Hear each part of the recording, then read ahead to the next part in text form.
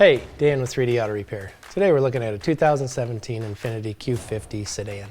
The customer called and said they were hearing some grinding noise from the brakes, not sure if it was the front or the back. We said, let's get you in and pull the wheels and take a look and see what's going on.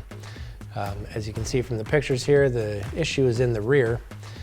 Through our inspection process, we noticed that the rear pads were gone and causing some grinding on the rotors. We also made it sure to inspect the calipers, make sure the caliper piston moved freely and the caliper slide pins were moving freely, as to not have an issue further down the road by those parts not working as they were designed.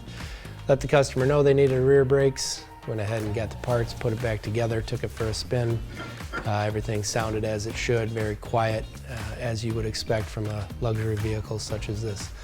So if you're hitting the brakes and you're hearing some grinding noises, or you're not quite sure where the erratic noise you might be hearing is coming from, please feel free to give us a call. We do offer free inspections. My name is Dan, and I look forward to seeing you at the shop.